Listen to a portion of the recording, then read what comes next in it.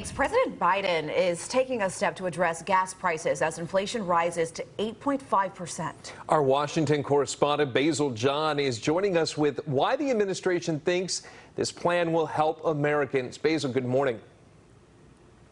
Well, Bill, Randy, good morning. And yes, recent gas prices made up for part of that increase to inflation, but President Joe Biden promises that his plan will help cut costs. With high gas prices and inflation affecting Americans, President Joe Biden announced the latest effort to tackle the problem. Homegrown biofuels have a role to play right now.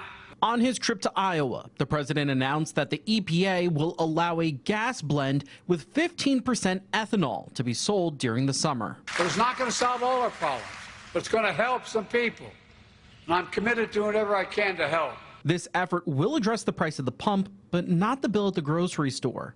The president blamed Russian President Vladimir Putin for the surge in prices. Putin's invasion of Ukraine has driven up gas prices and food prices all over the world. 70% of the increase in prices in March came from Putin's price hike in gasoline.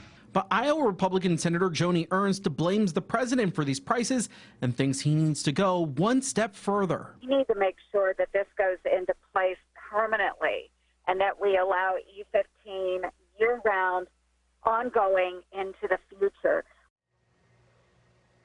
Now, the president called on Congress to do their part to help bring down costs. Reporting live in Washington, I'm Basil John.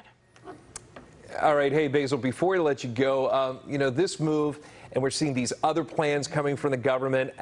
The big question is, how is this going to affect inflation?